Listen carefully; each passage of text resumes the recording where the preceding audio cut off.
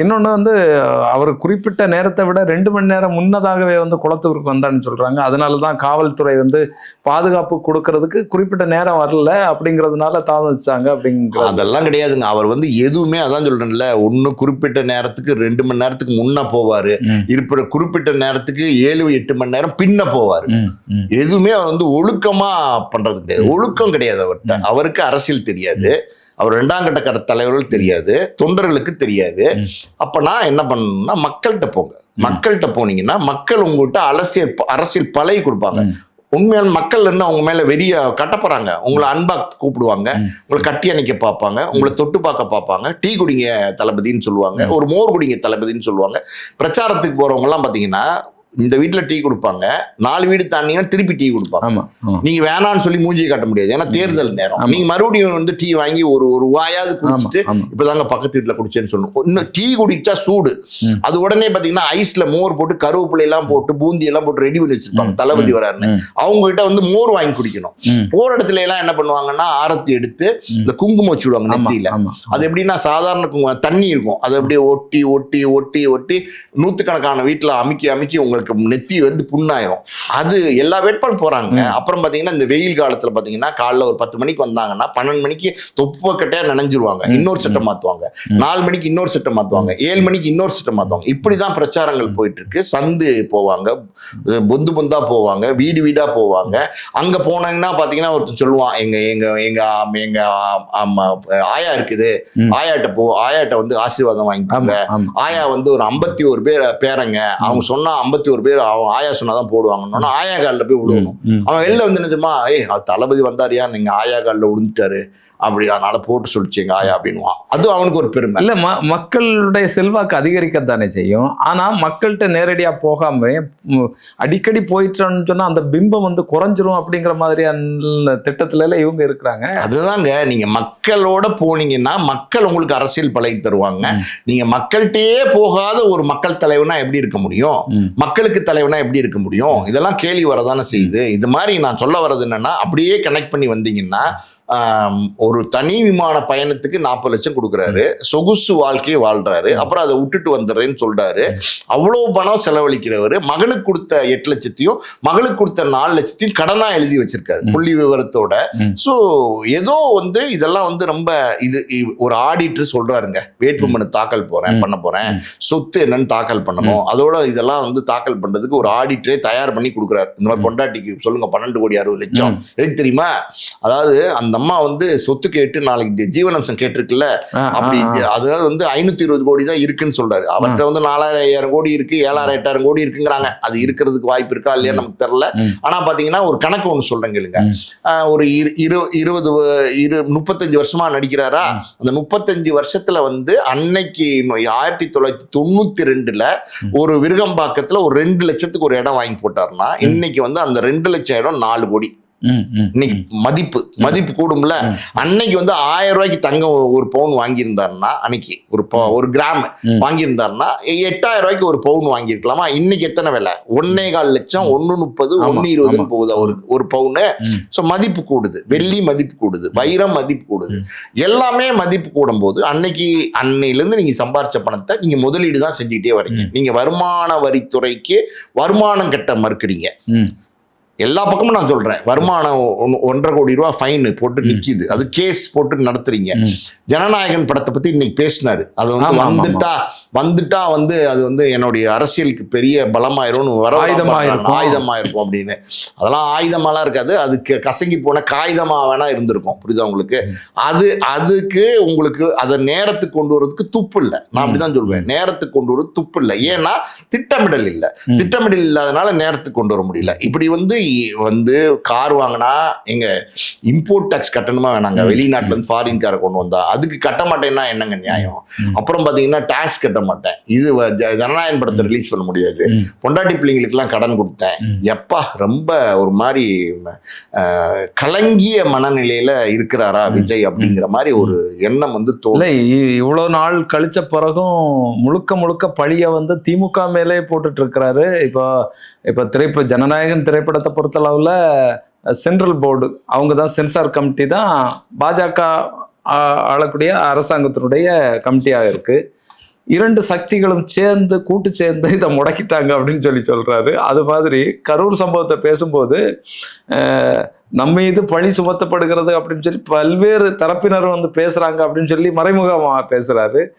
தொடர்ந்து திமுகவை குற்றம் சொல்றது மூலமாக, பழி சுமத்தன் மூலமாக மக்களுடைய ஒரு கரிசனையை வாங்கி கொள்றது, கழிவிறக்கத்தை வாங்கி கொள்றது அப்படிங்கிற ஒரு திட்டம் இருக்கா? நிச்சயமா. அதுக்கு அதெல்லாம் கூட நீங்க சொன்னீங்க, படத்தை முடக்குறாங்க, கரூர் சம்பவம் டிஎம்கே பண்ணிட்டாங்க, செந்தில் பாலாஜி அப்படி இப்படின்னு சொல்றீங்கல்ல, அதெல்லாம் கூட ஹைலைட். இன்னைக்கு பேசினார் பார்த்தீங்களா, கேஸ் தட்டுப்பாடு ஸ்டாலின் தான் காரணம்ட்டாரு. இந்தியா ஃபுல்லா இருக்கு தட்டுப்பாடு, இப்ப ஸ்டாலின் தான் காரணம்ட்டாரு. அதனால இதெல்லாம் எப்படின்னா அடிப்படையில் இருக்காங்கல்ல ஒரு குரூப், அதாவது இந்த உழைக்கும் வர்க்கம்னு இருக்காங்கல்ல, பெருசா படிப்பறிவு இருக்காது, மூட்டை தூக்குறவங்களா இருப்பாங்க, விவசாயிகளா இருப்பாங்க, சின்ன சின்ன வேலைகள் செய்யக்கூடியவங்களா இருப்பாங்க. அவங்க எப்படின்னா இந்த படிப்பு இல்லாததுனால அவங்க இந்த நடிகன் தான் கடவுளா பார்ப்பாங்க. இப்ப நீங்க பாத்தீங்கன்னா ஆந்திரா எடுத்துக்கிட்டீங்கன்னா என்டிஆர் கட்சி ஆரம்பிச்சு உடனே சீஃப் மினிஸ்டரா வந்தாரு. அதுக்கு காரணம் என்ன அப்படின்னா, அவர் போட்ட வேடங்கள்லாம் பாத்தீங்கன்னா கிருஷ்ணர் வேடம், ராமர் வேடம் அப்படி போட்டாங்களா. அப்ப ஆந்திரா மக்கள் என்டிஆர் எப்படி பார்க்க ஆரம்பிச்சிட்டாங்கன்னா, தேவுடானா கடவுளா பார்க்க ஆரம்பிச்சிட்டாங்க. அதனாலதான் அவர் அரசியலுக்கு வந்தோன்னு பாத்தீங்கன்னா ஓட்டு விழுந்துருச்சு. தேவுடான்னு தான் இப்போ ஓட்டு போட்டாங்க. அதே மாதிரி பாத்தீங்கன்னா இந்த ஒரு செக்டார் குரூப் இருக்காங்க சார், இந்த நிலையில இருக்கிற ஒரு குரூப், அந்த குரூப் இது நடிகன் மேல இருக்கிற கவர்ச்சி, ஒரு 14-15 வயசுல ஆணுக்கும் பெண்ணுக்கும் ஏற்படுற இனக்கவர்ச்சி இருக்கு பாத்தீங்களா, அதை எப்படி தவிர்க்க முடியாதோ அது வரதான் செய்யும். அந்த மாதிரி ஒரு நடிகர்கள் மேல இருக்கிற கவர்ச்சி அப்படிங்கிறது இருக்கு. அது அது படிப்பு இல்லாதவங்களுக்குலாம் இது இருக்கு, ரொம்பவே பிரம்மாண்ட கட்டமைப்பு. ஒரு கட் அவுட்டை பார்த்தாலே நின்றுகிட்டு அப்படியே பார்த்துட்டு இருக்கிற ஆட்கள்லாம் இருக்காங்க. அப்படி இருக்கிற மக்கள் இது ஸ்டாலின் தான் சிலிண்டரு பெட்ரோல்லாம் இது பண்ணிட்டாருன்னு சொல்லி நம்புவாங்க.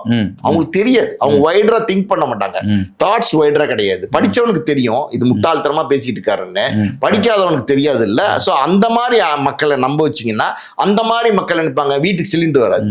சிலிண்டர் வராதுக்கு பத்தியா தளபதி சொல்லிட்டார், ஸ்டாலின் தான் காரணம், அவர் சொன்னா சரியா இருக்கும். அந்த ஒரு நரேட்டிவ் செட் இருக்கு பாத்தீங்களா, அதை தான் அவர் செட் பண்ண பாக்குறாரு. மொத்தத்துல பாத்தீங்கன்னா மக்களை முட்டாளாக்குற வேலையை பண்ணிட்டு இருக்காரு.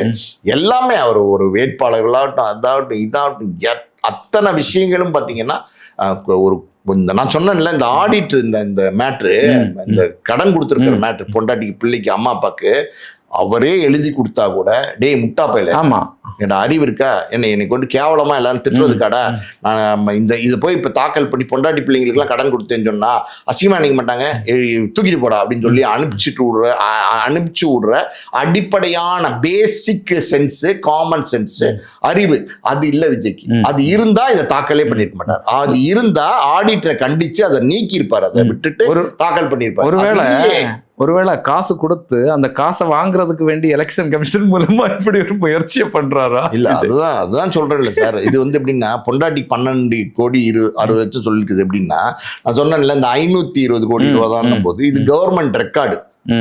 இவ்வளவுதான் விஜய்க்கு சொத்து இருக்கு, அசையா சொத்துக்கள். இப்ப நாளைக்கு ஜீவனம்சம் கேட்டிருக்காங்கல்ல, உண்மையா 4000-5000 கோடி இருக்குங்கிறாங்க, 10,000 கோடி இருக்கிறாங்க. அது நமக்கு உண்மை தெரியாது. ஆனா ஒரு படத்துக்கு நான் சொல்ல வந்தது அதுதான், ஒரு படத்துக்கு 275 கோடி ரூபா வாங்குறாரு. கடைசியா ஒரு 10 படம், ஒரு 10 படம் தான், 10 படம் ஒரு 200 கோடி ரூபா வாங்குறாருன்னு வச்சுக்கோங்களேன். சொல்றது கரெக்ட் தான். 10 படம் ஒரு 200 கோடி ரூபா வாங்குறாரு. இல்ல ஒரு 150 கோடி வாங்கினாரு, அன்னைக்கு 30 கோடி வாங்கினாரு, அன்னைக்கு 60 கோடி வாங்கினாரு, 100 கோடி வாங்கினாருன்னு ஒரு காலகட்டம் இருந்துகிட்டே இருந்திருக்கும்ல, ஒவ்வொரு காலகட்டமும் நகர்ந்து வந்திருக்கும்ல. அப்படி நகர்ந்து வந்த சொத்துன்னு பாத்தீங்கன்னா ஒரு 4000 கோடி இருக்கும்.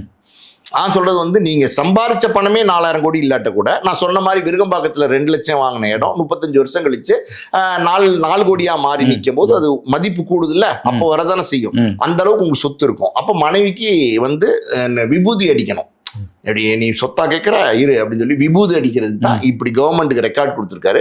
இந்த ரெக்கார்டை அடிப்படையா காட்டி கோர்ட்ல எனக்கு இவ்வளவுதாங்க இருக்கு, சரிங்க தரங்க ஜீவனம்சம், ஒரு 100 கோடி தரவா, ஒரு 80 கோடி தரவா, அதுக்கு மேல என்னால் தர முடியாதுன்னு சொல்லி ஆர்கியூ பண்ணி அது 80 கோடியை மட்டும் இல்ல 100 கோடியை மட்டும் கொடுத்து விபூதி அடிக்கிறதுக்கு வேலை.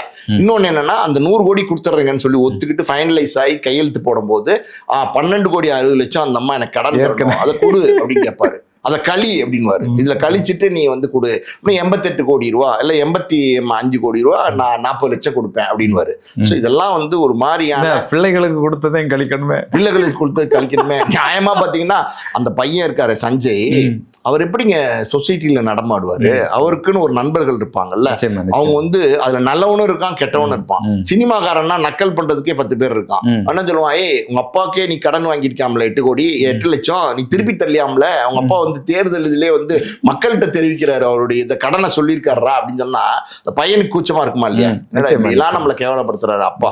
சரி, தகப்பன் பண்ணக்கூடிய காரியம் கிடையாதுங்க, ஒரு கணவன் பண்ணக்கூடிய காரியம் கிடையாது. கணவனாவது மனைவி கணவனுக்கு பிரச்சனை, மகனும் என்ன பண்ணாங்க, அவங்களையும் கேவலப்படுத்துறீங்க. அப்பாவும் அம்மாவும் என்ன பண்ணாங்க, அவங்களையும் கேவலப்படுத்துறீங்க. இப்ப சந்திரசேகர் வந்து ஷாக் ஆகி நிக்கிறாரா, நான் எங்கடா 3 கோடி 2,000 உங்ககிட்ட வாங்கினேன் அப்படின்னு அவர் நிக்கிறார். அந்த அம்மா வந்துட்டு எங்கடா 87 லட்சம் எனக்கு கொடுத்த அப்படின்னு அந்த அம்மா கேட்கிறாங்களாம். சோ இது எல்லாரையுமே நீங்க வந்து கேவலப்படுத்தி கூச்சப்படுத்தி குன்னி குறுகி நிக்க வைக்கிற ஒரு சூழலுக்கு உங்க குடும்பத்தை தள்ளுறீங்களே.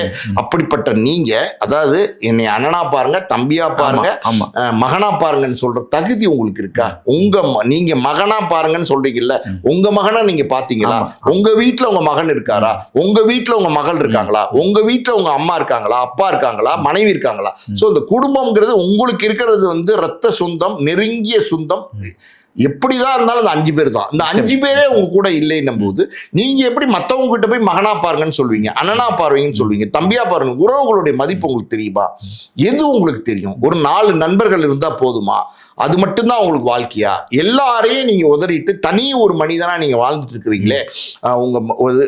இன்னொரு விஷயமும் சொல்றாங்க, என்ன அப்படின்னா அந்த நடிகை சொல்றாங்க இல்லையா, அவங்க பேர்ல நிறைய சொத்துக்கள் கை மாற்றப்பட்டதா சொல்றாங்க நிறைய.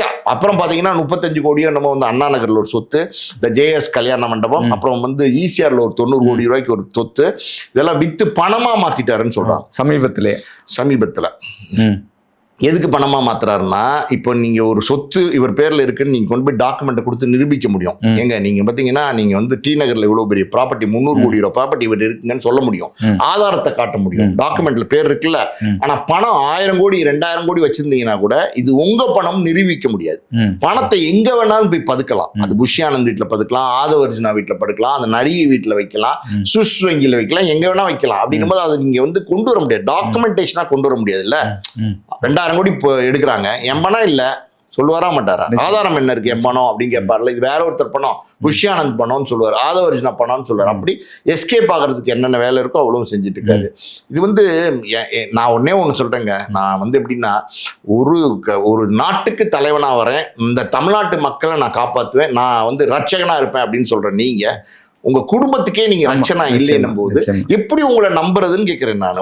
உங்களை எப்படி நம்புறது? உங்க மனநிலையில கோளாறு இருக்கிறதா தான் நான் பாக்குறேன். நிச்சயமா தொடர்ந்து பேசுவோம் சார்.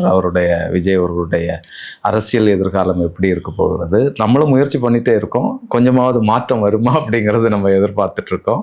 வரக்கூடிய நாட்களிலே பார்ப்போம். அவரை பற்றி தொடர்ந்து பேசுவோம். உங்களுடைய நேரத்திற்கும் கருத்திற்கும் நன்றி.